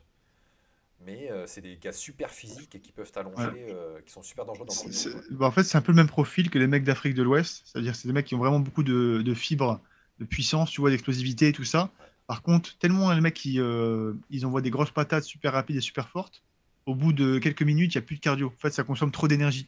Et tu vois, je me souviens d'avoir vu beaucoup de combattants néo-zélandais rejoindre ce scénario. Il y avait un mec de l'équipe pareil de Adesanya, qui était néo-zélandais également, qui avait pareil un striking de malade, une patate de malade, vraiment beaucoup de force, beaucoup de vitesse. Et en fait, après un round, il a plus rien du tout. Il a vraiment plus de jus et c'est terminé. Mais Et encore à l'UFC, lui, non? ouais, C'est ouais, pas ouais, un combat de retraite? C'est un combat de retraite, non? exactement, Ouais. exactement, c'est ça. Et j'ai vu d'autres combattants pareils dans le même style, de même origine Nouvelle-Zélande, tout ça, Ouais. toutes ces îles-là. Et à chaque fois, ça tombe dans ce truc-là. On a aussi, comment il s'appelle? Mark Hunt, qui était un petit peu dans le même genre, où Ouais. beaucoup de patates au début, et en fait, le cardio, il descend beaucoup trop rapidement. Donc ouais, je sais pas pourquoi, c'est vraiment propre à eux d'avoir ce style de combat. En fait, il faut savoir que le corps humain, tu vois, t'as pas des ressources illimitées. On est quand même limité par comment ça s'appelle, en ressources qu'on peut fournir. Et si jamais tu t'en dépenses trop vite, bah, ton corps, il va s'éteindre un petit peu, tu vois. Il va se calmer, il va dire, OK, calme-toi, là, t'es en train de cramer toute l'essence. T'es en train de cramer tout le jus. Et en fait, tu retrouves souvent ça sur ces combattants-là parce que tellement ils tapent vite, ça consomme beaucoup d'énergie. Donc le corps, il se met vite en mode calme-toi. Calme-toi, faut récupérer. En tout cas, t'es sûr qu'avec ce genre de gars-là, le premier round, ça va être toujours explosif et que ça va envoyer des cartons de malade Au moins, et on c'est va marrant à regarder. s'éclater, quoi. Ouais, Par contre, après, si le combat est dur, c'est vraiment. ça déchire, ouais. Préparez beaucoup ça à vos oreillers, là, ça va ronfler, quoi. Alors ensuite, donc combat suivant. Clay Euh, Guida contre Joaquim Silva. alors Clay Guida, bah, Clay Guida, c'est un peu ce qu'on appelle un fan favorite quoi à l'UFC. C'est le mec, il sera toujours kiffé par bah, surtout le public américain. C'est un gars qui est là depuis, il a 41 ans. Ça fait combien de temps le mec? Ça doit faire au moins 20 ans qu'il combat en professionnel. Je sais pas. Mais il a quand même cumulé, là, quasiment une soixantaine de combats, hein. Ouais. Il va être à son 60e combat, à son prochain combat, en fait. Alors, Novaya qui nous dit que Clay Guida s'est fait voler, je le vois gagner tous les rounds. Bah écoute, moi c'était pareil. Moi c'était pareil. Alors il s'est fait un petit peu toucher en pied-point si je dis pas de bêtises. Mais Guida, c'est un mec, c'est un style, c'est comment dire, complètement foufou en fait. C'est grosse lutte, une bonne anglaise pour rentrer, des kicks, alors par contre c'est inexistant. Et après au sol, des contrôles, je frappe, contrôle, je frappe, contrôle, je frappe. Il a un cardio, il a une caisse interminable. Euh, voilà, il Et a pour le vraiment coup, un lui, c'est cardio. vraiment le profil bagarreur. Là, c'est pas, on parle pas de boxeur haut niveau, c'est vraiment de la bagarre. Il rentre avec des grands moulins, il essaie de te taper avec les plus grosses patates possibles. Si ça marche pas, il t'amène au sol, et si ça marche pas, bah, il perd. Voilà. C'est vraiment pas, c'est pas le mec le plus intelligent du MMA, mais tu sais que c'est un gars qui va arriver préparé physiquement, mentalement, et qu'il aura son arsenal pour t'emmerder. Si jamais t'arrives pas à passer au-dessus, bah, il avance, et puis il te crame. Ah Et ouais, parfois, ça c'est. marche, hein. Il a déjà fait des combats où les mecs étaient techniquement bien supérieurs à lui, et en fait, par pure volonté, par pur cardio, par pur acharnement, bah, il gagne. C'est un acharné. C'est ça, c'est comme tu disais, préparé mentalement, je dirais que c'est aussi un de ses plus gros points forts. C'est le mec, il n'y a pas de doute. Tu sais, comment dire, Another Day at the Office, tu vois. C'est C'est ça. c'est juste un combat comme un autre. Et puis, pour lui, il n'y a pas de souci, il n'y a pas de pression, il n'y a rien, tu vois. C'est j'y vais, je Ouais, c'est cartonne. Et puis, c'est exactement ça. et donc, l'UFC le kiffe, le public aussi le kiffe, parce qu'ils savent que voilà, ça va pas être un truc qui va stagner. Euh, Et alors, ouais, au niveau de sa prestation, bah, je pense qu'il s'est fait voler aussi. Je sais pas si tu as pu regarder le combat, toi ou pas. Moi, j'ai pas pu regarder le combat. J'ai pas encore regardé les combats de. Mais après, Guida, c'est pas. Guida, ouais, il a peut-être un peu le rôle de gatekeeper et encore, il a vraiment une carrière. Je veux dire, là, c'est victoire, défaite, victoire, défaite, victoire, C'est ce défaite. que je regardais là. Ça fait 3 défaites qu'il prend de suite non-stop. Il avait 3 défaites, ensuite 2 victoires, une défaite, 2 victoires, une défaite, une victoire, une défaite. C'est vraiment de la dent de scie tout le temps, tout le temps. Ouais, C'est vraiment un profil inconsistant. Un profil, c'est ça qu'on dit inconsistant, hein. Mais ouais. qui fait toujours des étincelles, quoi. Je pense que c'est juste pour ça qu'il est encore à l'UFC, il fait parler de lui parce qu'il est spectaculaire et parce qu'il rote avant chaque combat. Ouais, les mecs, même dans l'inter-round, tu sais, il Ah, lâche horrible. des rots de salopards, Ouais, merde. il y a une compilation de l'UFC. L'UFC a sorti une compilation de tous ses héros pendant ces combats. C'est dégoûtant. Mais ouais, il est vraiment passé par des grosses guerres. Alors après, jusqu'à quel âge il pourra aller? Parce que là, il a pas l'air de baisser de rythme plus que ça, quoi. Juste un gars qui bagarre, qui offre des performances cool, et jusqu'à quand il va performer, je sais pas du tout. Ouais, Mais je pense que lui, quand il va vraiment essayer d'aller le plus tard possible, et puis à un moment, il va se stopper, quoi. Mais je pense que lui, tant qu'il peut combattre, il va le faire. Même s'il fait des performances moyennes, il va continuer à combattre, prendre ses billets. ouais. Et donc du coup, eh ben, on va arriver sur les quatre gros combats de la main card. Alors, avant d'enchaîner, donc, je tenais à remercier le sponsor de ce live, Unibet. Donc, si vous voulez vous faire un petit kiff, un petit coup d'adrénaline sur les prochains événements de l'UFC, bah, n'hésitez pas justement à aller parier sur Unibet. Alors là, je ne crois pas qu'il y ait le lien qui déroule dans les commentaires. Sinon, il y a le code Gabriel, jusqu'à 100 euros remboursés sur votre premier pari. Voilà. Donc, alors, comme toujours, les jeux d'argent, c'est avec modération. Donc, faites gaffe là-dessus. Et encore une fois, merci Unibet de sponsoriser ce live. De parier, qu'est-ce que vous pouvez vous permettre de parier? Voilà, exactement. La voix de la raison. Alors, donc, combat très intéressant en welterweight. Sean Brady contre Kelvin Gastelum. Alors, Gastelum, faisons un petit point sur Kelvin.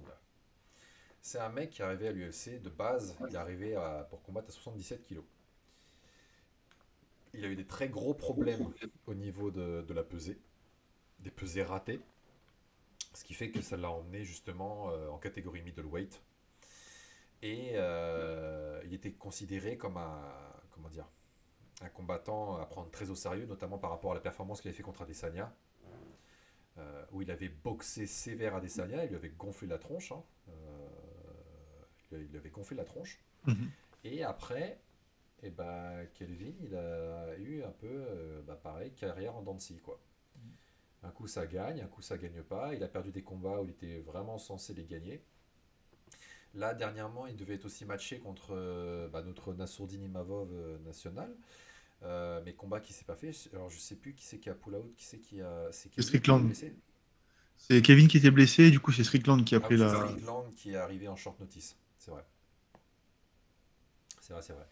Et donc il devait affronter en 84. Et voilà, Kelvin, un peu pour relancer sa carrière, il a dit ok, bon c'est bon, on va arrêter les conneries, on va retourner en welterweight. Donc pour la première fois depuis 2015, si je dis pas de bêtises, il a recombattu en welter, il a fait le poids, il a fait la limite. Donc là-dessus, aucun souci. Et il a affronté donc un combattant excellent, excellent combattant, Sean Brady, qui a 15 victoires, une défaite. Spécialiste du Il a, sol. spécialiste du sol. Il a goûté à la défaite il n'y a pas longtemps d'ailleurs. C'était contre qui? T'as son profil ou pas là, sur Topology? Ouais, alors je me souviens de l'avoir vu perdre. Je saurais plus te dire contre qui. Attends, j'ai son profil devant. Je me rappelle plus. Ouais, je te dis ça tout de suite. Il avait perdu contre Belal Mohamed, pardon. Belal. J'ai dit à la française, Bilal Mohamed. Ouais, c'est vrai Belal que alors Mohamed. Belal, c'est un cas particulier parce que le mec, il est soporifique à mort. Il a pas vraiment de pied-point. Il a une grosse lutte et gros contrôle. Ouais, Mais le mec, il monte, il monte, il monte, il monte. ouais. Il gagne ses combats. Bon, franchement, avec tout le respect que j'ai pour Belal, euh, c'est chiant à regarder ces combats. Pour le C'est. coup, là, il t'a fait mentir pour son combat contre Sin Brady, parce que dans mes souvenirs, il avait vraiment amoché. Ouais, Et par contre, il l'avait décalqué, mais après aussi, ça c'était bizarre. Enfin, bizarre. Brady était vraiment mis en favori, tu vois. mhm, Et Belal l'avait striké. Et d'ailleurs, je crois que c'était depuis qu'il est arrivé dans le camp avec Khabib, etc. Tu sais, il s'est greffé au camp avec tous les Tchétchènes et compagnie. mhm, C'est vrai que Belal, à partir de là, il a step step up. up. Ouais, il a step up. Et Il y donc, a, il y ouais, a un point qui est important de mentionner, c'est que Sin Brady, comme j'avais dit au début, c'est un spécialiste du sol. Ouais, donc c'est là vraiment qu'il performe. Il me semble qu'il avait quasiment que des soumissions dans ses victoires. ouais. Et par contre, Belal, sa défense de lutte, elle est vraiment genre très très très très très haut niveau. Il a vraiment un niveau de lutte qui est excellent, très très dur à amener au sol, quasiment impossible à amener au sol en fait. Pareil, quand il tombe au sol, il se relève très vite. Et il a des bases d'anglaise qui sont très correctes. Donc c'était vraiment le profil chiant pour Sin Brady. C'était vraiment le profil le plus ennuyant, le profil le plus difficile à affronter pour Sin Brady. Et on voit que sur ce combat, ça s'est passé exactement comme c'était écrit dans le scénario, c'est-à-dire un Sin Brady qui essaie d'aller au sol, qui n'y arrive pas. Belal Mohamed qui défend bien et qui strike ensuite Sin Brady jusqu'à l'épuisement. Et du coup, Brady, là, il a pu montrer justement son sol contre Gastelum parce que ça a été un combat vraiment à sens unique, quoi. C'est pas étonnant puisque Kevin il a pas du tout le même niveau de sol que Belal, hein. Il a vraiment des grosses lacunes sur la lutte et sur le sol. Donc Là, donc, Brady, pendant. Attends, il l'a terminé avec. Ah ouais, puis avec une Kimura. Enfin, je veux dire, on voit rarement vraiment ce type de Kimura qui est, on va dire, textbook, quoi. C'est vraiment comme s'il était à l'entraînement. La position, etc. C'était d'une propreté. Mais avant ça, sur tous les rounds, il l'a dégommé avec des prises de dos, des montées. Des contrôles, c'était interminable pour Gastelum et il était même dès les débuts de round quoi. Donc c'était inexistant et, pour et Gastelum su- ça. et surtout Gastelum il a des bras minuscules, c'est un T-Rex Ouais, quoi. ouais, c'est vrai. Donc, pour prendre une Kimura sur un mec qui a des bras de 30 centimètres, vraiment que le mec il soit à bout de jus, enfin à bout de force, hein. Donc, Ah non, il était vraiment bien positionné, il n'y avait plus d'escape possible. S'il allait plus loin sur la soumission, il lui pétait l'épaule, ça c'était sûr.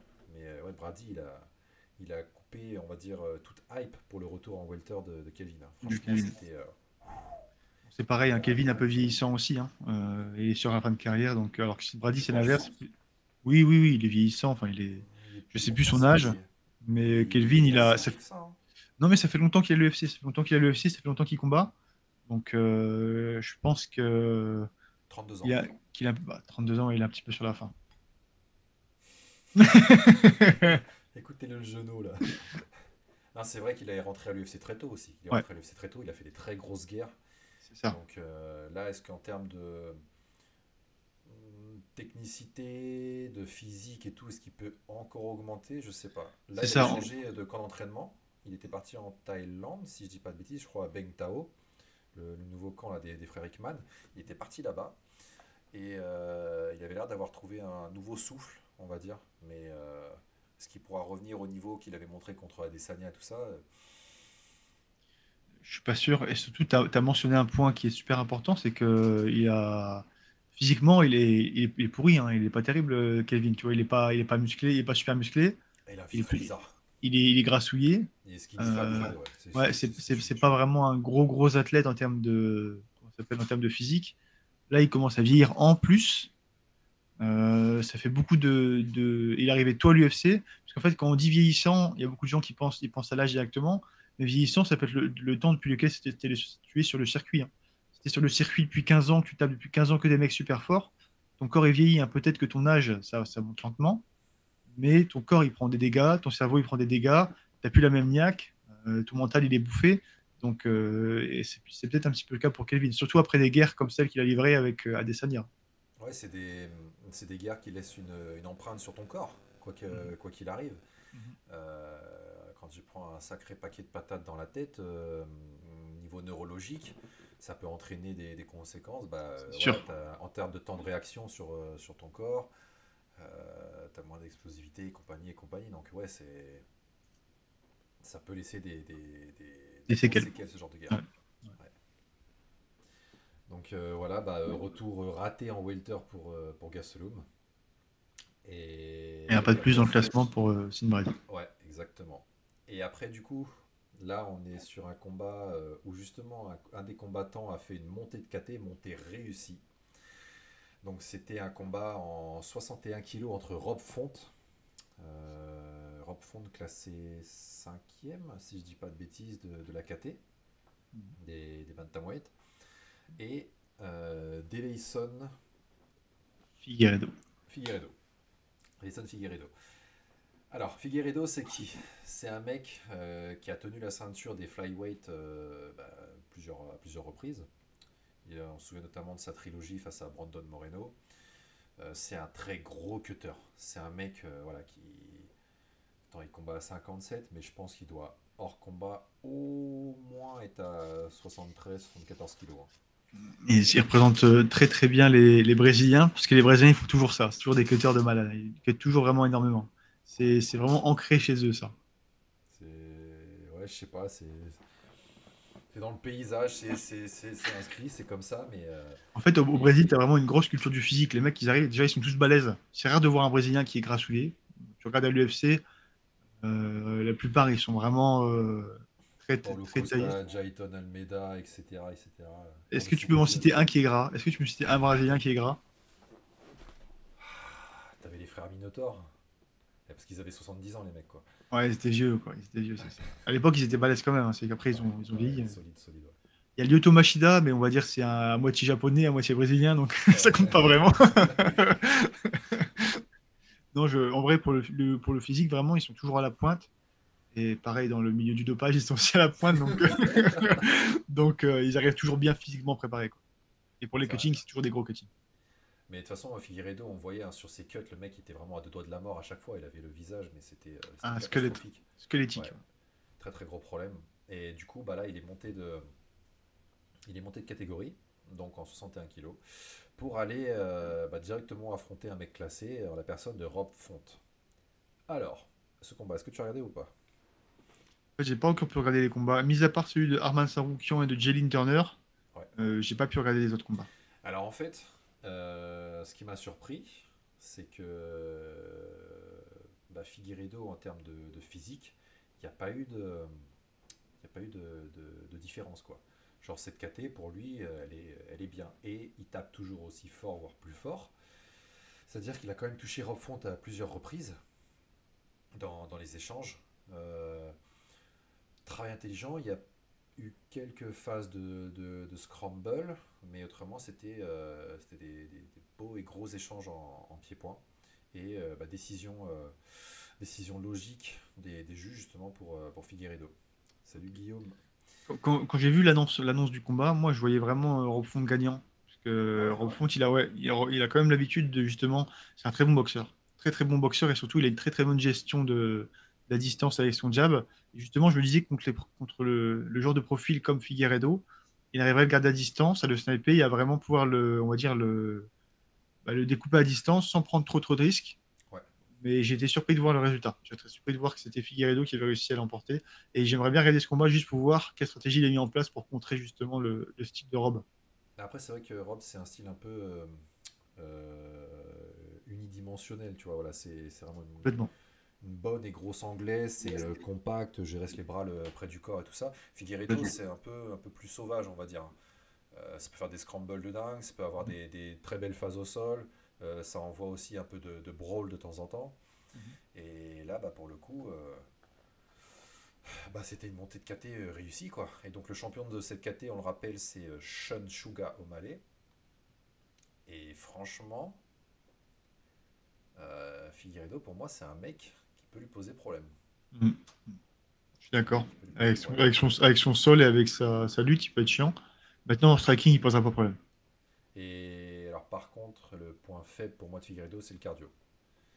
Alors, est-ce que c'était parce que le cut était trop taxant justement sur lui en termes de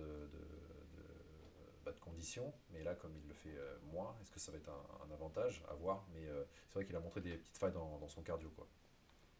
Bon, après, en même temps, c'était en face, c'était Brandon Moreno. Le mec, c'est cardio machine, Ouais, machin. c'est ça. Exactement. C'était vraiment une opposition de style, hein, pour le coup. Donc voilà. Bah, début en bantamweight gagnant pour Figueiredo. Et bah, moi, j'ai hâte de voir son prochain fight maintenant, sachant qu'il est classé dans le top, bah, dans le top 10, hein. Comme Font était mis cinquième, je pense qu'ils vont au moins le faire rentrer en top 10, non? Probablement. Mhm. Ouais, je pense. Et du coup, on enchaîne sur le co-main event. Alors, je vais te laisser commencer, comme tu l'as regardé. Comme un event entre Jalen Turner et Bobby Green. Jalen Turner ça fait longtemps qu'il est dans la catégorie, mais c'est vrai que son nom, il n'était pas, il ressort pas plus que ça. Quand tu compares par exemple, on va dire à Bobby Green, à Saroukian, à Darius, il est quasiment classé, on va dire dans le top aussi, dans le top 15, dans le top 10, et pourtant son nom, il est quasiment invisible. Euh, et Ouais, là, c'est le... il a pas Vas-y, fait des perfs qui ont fait péter aux yeux exactement, du grand public, quoi. exactement. Et surtout, il avait dit qu'en fait, ce combat-là, il le voulait même pas en plus. Son combat contre Bobby Green, il le voulait même pas. C'est l'UFC qui avait dit, au départ, il l'avait appelé en lui proposant, il avait dit, ce sera pas possible. L'UFC l'a rappelé en disant, en fait, t'as pas trop le choix, tu prends le combat, hein. Et elle a dit, bon, bah, du coup, j'ai pris le combat, et voilà, au final, il a gagné. Et peut-être que c'est grâce à ce combat contre Bobby Green que son nom, enfin, va commencer à être un peu évoqué. On va mettre du respect sur son nom, quoi, comme dirait Put some Ousmane. respect on my name. Et bah, Turner, ouais, il avait fait une guerre par contre contre Dan Hooker. Mhm. Il avait perdu sur ce combat. Là, il Mhm. a été appelé en short notice. Je sais plus à la base qui Green devait affronter. Je me rappelle plus. Je saurais même plus te dire non plus. Attends, je peux peut-être l'avoir. Dan Hooker. Ah Bobby Green oui, contre c'est Dan Hooker. vrai, il s'est repété le bras justement Ouais. qui s'était pété contre Turner. Et du coup, sur ce combat, alors, comme tu as dit, on va mettre du respect sur le nom de Turner, mais aussi on va se rappeler parce qu'il y a eu un cafouillage à la fin de ce combat qui était dégueulasse, hein, qui était dégueulasse Mhm. de la part de l'arbitre. Mais avant Oui. d'évoquer ce souci Et- hard, il faut revenir donc sur le fight en lui-même. Donc Green, il est classé, il est dans le top 15 de l'UFC. Turner, je ne sais pas s'il était classé encore ou pas. Si, ah oui, si, il était aussi ouais, il classé. était classé. Là, justement, je regarde le classement. Il est 12e maintenant. Et Green, il était quoi, 10 ou 11, un truc comme ça, non? Attends, j'ai pas ça devant moi tout de suite.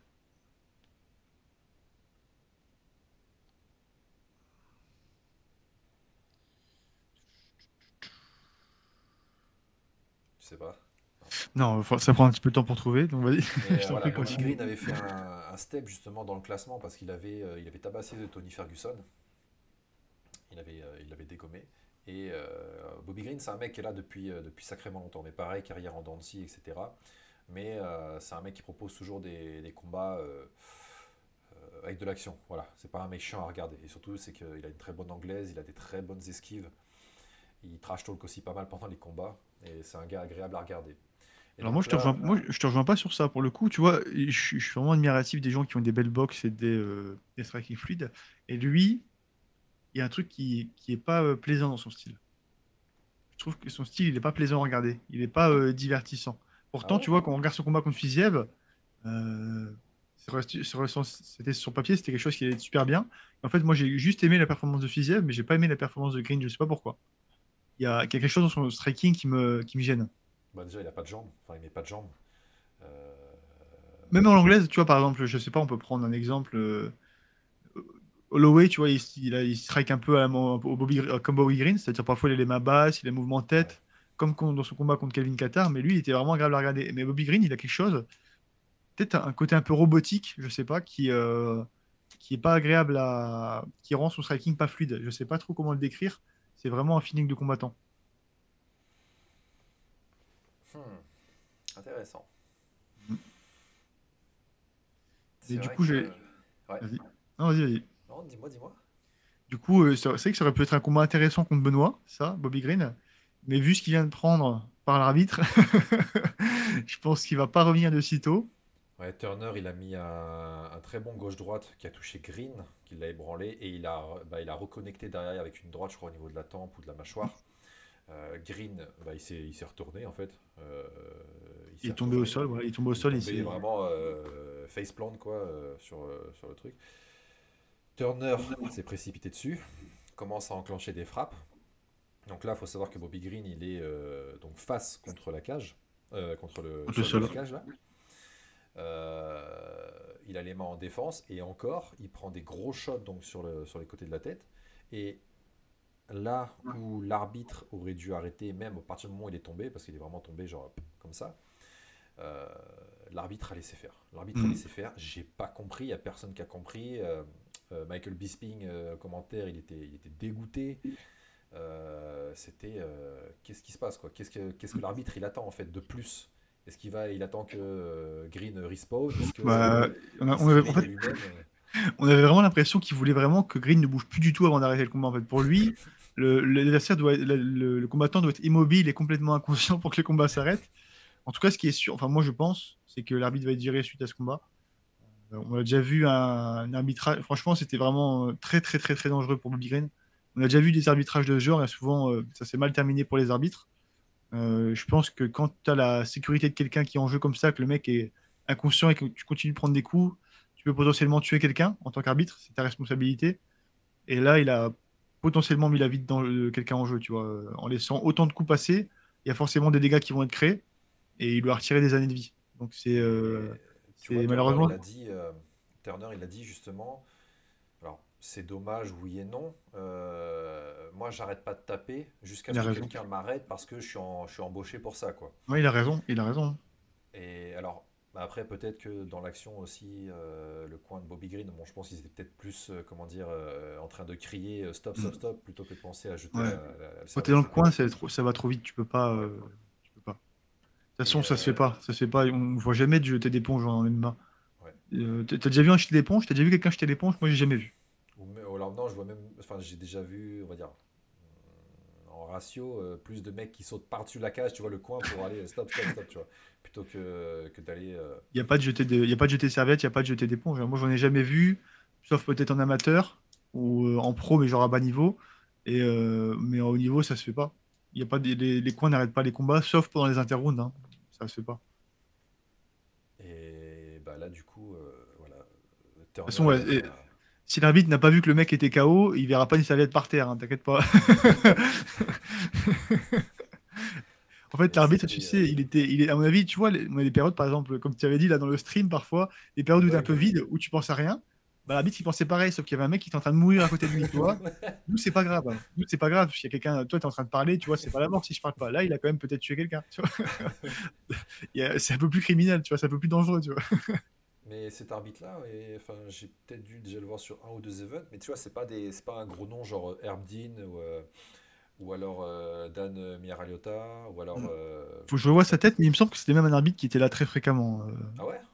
Ouais, il faut que je revoie le visage de l'arbitre. Ou alors Mike Beltran, ou alors un des plus connus, Big John McCarthy, etc. Tu vois, des mecs qui... Mais il y en avait un arbitre pourtant très connu qui s'était fait...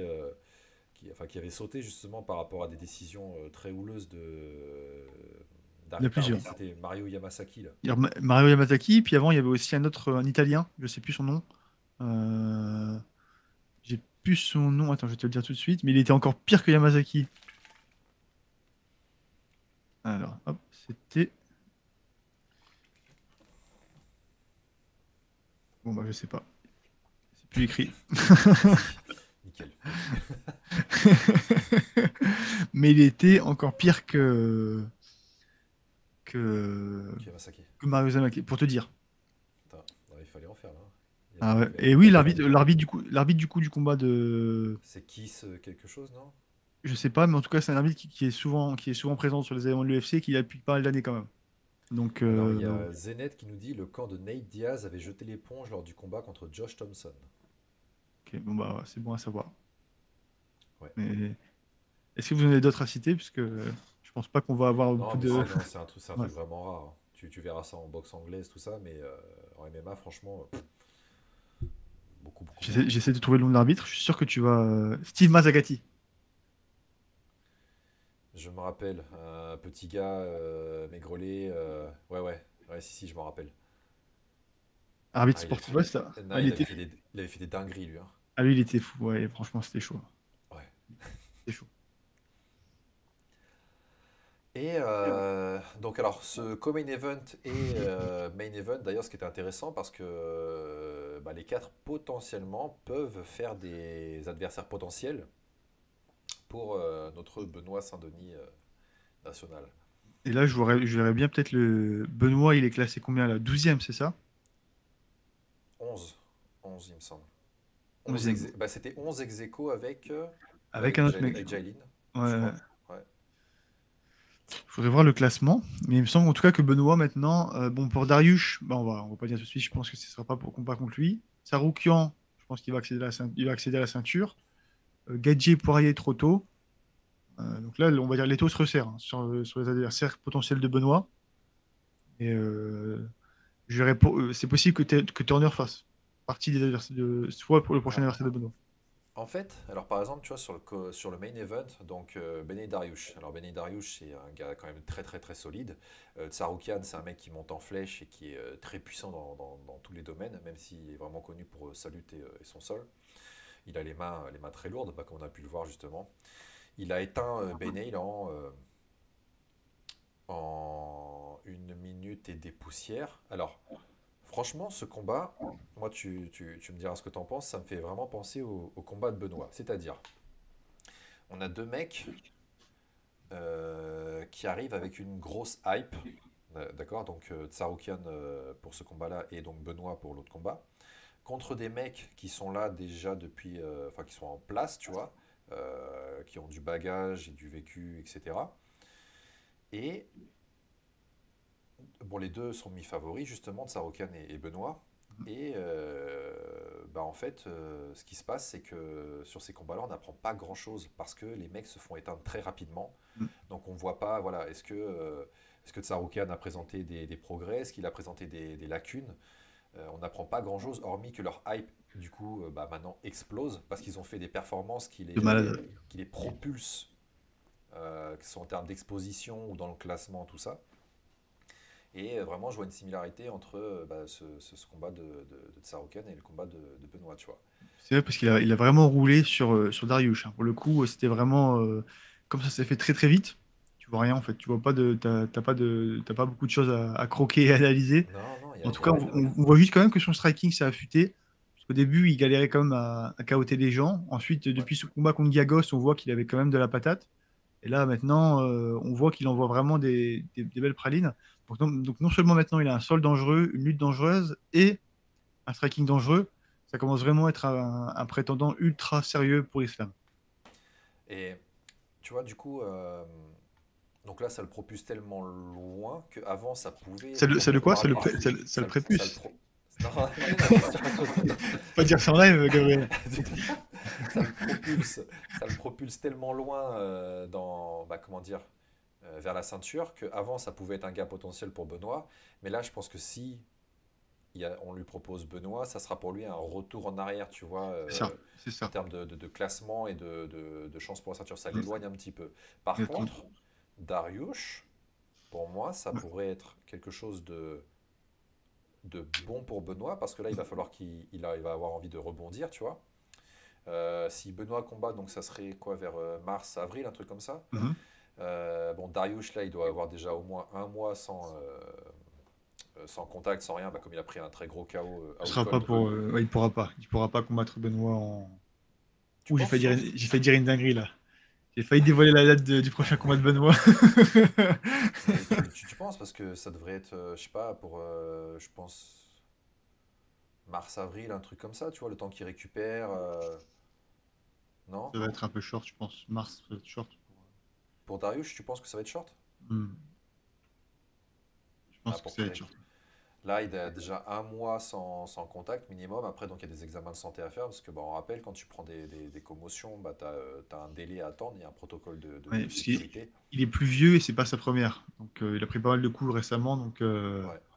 va falloir quand même checker quoi. Je pense qu'ils vont prendre leur temps. Je pense pas que ça va être Darius. Moi je verrais bien Dan Hooker, s'il arrive à récupérer pour son bras avec son Dans le bras. cœur, ça va faire long aussi, hein, le temps qu'il récupère.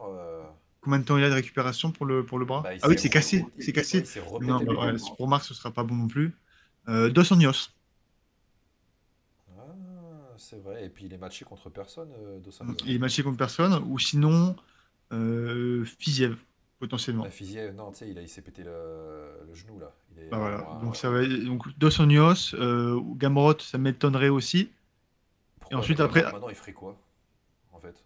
à mon avis, Gamrot, je pense qu'il va prendre peut-être le gagnant de Gadji Poirier.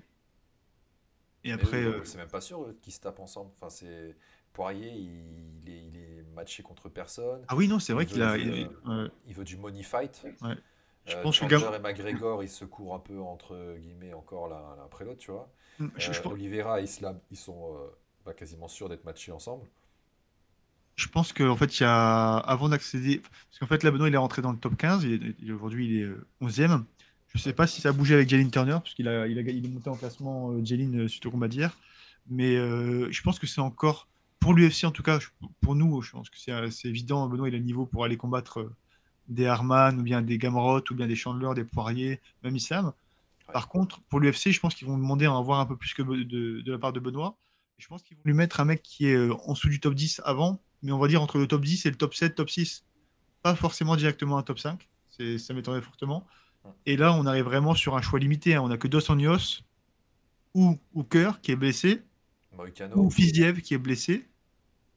Moïcano, non. Moïcano, non, il est 14e, donc pareil, 14e, trop ouais. loin. Non. Non, je pense que ça va être Dos Anjos. Ou Turner, Ou comme il s'est pas blessé. Euh, pareil, il est derrière, en fait. Il est derrière, Turner. bah, Il est derrière. ils sont pas 11e ex aequo, les deux là? Non. Je suis pas sûr. Benoît, il est 11e. Et là, je vois le classement, je sais pas si c'est le jour. Je suis sur le site C'est de l'EP. mardi. C'est le mardi Ok. qui sort Bah là, il le n'est pas classement. encore à jour alors, mais pour l'instant, le classement top horaire, c'est Benoît 11e, Turner 12e. Je pense que Turner va peut-être passer devant Benoît. Euh, Donc ça pourrait être Turner, Dos Anjos ou Gamrot. Pareil, il est peut-être un petit peu trop loin. Je pense que ça va être Dos Anjos ou Turner. Tu vois, Dos Anjos, pour moi, en termes de style, ça se rapproche quand même beaucoup de Benoît, tu vois. Grosse Ouais, lutte, gros sol, ils savent striker. ouais, mais trop Euh, vieillissant. C'est un très très bon combat pour Benoît parce que il est vieillissant, Dos Anjos. Il est vieillissant. c'est un très C'est gros nom. ouais, c'est un très très gros nom. C'est le même style que Benoît, mais en moins fort en fait. Il a ses kicks qui sont moins bons. Son anglaise, elle est peut-être un poil plus précise, mais il n'a pas le même menton que Benoît. Benoît, il a plus de menton. Ouais. En termes de lutte, je pense que Benoît est au-dessus, largement. En termes de sol, pareil, je vois Benoît au-dessus. Donc, pour moi, c'est vraiment une cible de choix, Dos Anjos. Et limite, ce serait peut-être, comment dire, un poil moins compliqué. Piqué que qu'un Turner. mec que Turner. Parce que Ouais, Turner, c'est un problème, le mec, avec son ouais. allonge, hein. Ouais, il est grand. Après, Benoît, il est. 1m90. Ouais, ouais, après, oh, ouais, ça va être très très grand. Mais c'est vrai que Benoît, il est très fort pour rentrer sur les grands. Et les grands, une fois que tu les amènes au sol, que tu leur mets la pression, c'est compliqué pour eux. Et pareil, Benoît, il a lutté toujours avec des grands. Donc, Mais il saura quoi faire. Donc, ça doit être quand même c'était. un bon cutter, je pense, Turner, hein. Ouais, par contre, il doit vraiment être énorme, hein. Il doit vraiment être Ouais. énorme, le Turner. Parce qu'en 70 kilos à 1m90, et puis il est pas tout queuse, quoi. Non, non, non, Niveau il est gym, balèze, hein. il est solide. C'est pas non plus une écrevisse, quoi. Ouais. Donc sur ce combat, pour moi, serait un peu plus problème que si c'était un combat Ouais, normal il entre y a plus UFC de France. problématiques, ouais, puisqu'il faudrait vraiment travailler du spécifique, travailler des choses vraiment particulières, alors que là, contre Dos Anjos, c'est vraiment le style de Benoît contre un Ouais. Benoît moins fort, en fait. Donc c'est vraiment Benoît, il a rien, il n'a pas besoin de travailler quelque chose de particulier. Il n'y a pas d'énigme à résoudre, c'est vraiment la guerre, un peu à l'image de son combat contre Thiago Moises. Exactement. Ouais, ça pourrait faire des trucs intéressants. Et puis je pense que bah, il y a forcément des noms ou alors des rumeurs de couloirs qui vont vite sortir, hein. Mhm. Sûrement cette semaine ou un truc comme ça. Je Avec pense peut-être qu'après certains. mardi, on va voir les confirmations. Ouais. Mais attends, c'est que du coup, t'as une info, toi, sur une date de combat? Ouais, je vois ton petit sourire là. Ouais, tu veux Non, pas la non, divulguer? non, j'ai Non, rien. t'as rien? Regardez-moi ce Non, sourire qui ment. t'as pas le droit de le dire. Et je me souviens qu'un jour, on était en train de discuter justement de l'anniversaire de Benoît, du changement d'adversaire parce qu'il y avait un blessé. On l'avait su à l'instant, tu vois. Et on avait eu le malheur d'en parler avec une équipe de médias qui était pas trop loin de nous, tu vois, qui était genre à 1 mètre de nous ou deux. Et ces salopards, ils l'ont reposté directement, tu vois, alors qu'on s'ils savaient que c'était pas droit, enfin qu'ils pouvaient potentiellement nous mettre dans la merde. Mais Donc, après, quand je disais potentiellement pour mars avril, parce que c'est qu'il y a une date pour l'UFC France, si je dis pas de bêtises, qui était sortie déjà là pas sur les quand réseaux c'est. des bruits de couloir ou un truc comme ça. Donc je me disais Je saurais pourquoi pas. je saurais pas dire quand c'est le prochain UFC France, j'ai regardé, mais Parce que je pense qu'ils vont en faire un autre avant les dates normales de septembre, tu vois. alors, UFC France, là je vois rien en tout cas. À part le potentiel événement à Marseille, À Marseille? ouais, potentiellement à Marseille, mais je vois pas d'autres informations.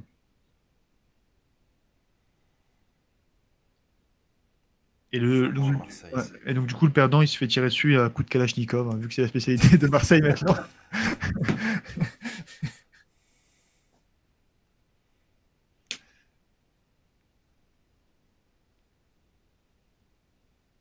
Il faudrait que je regarde où est-ce que j'ai vu ça.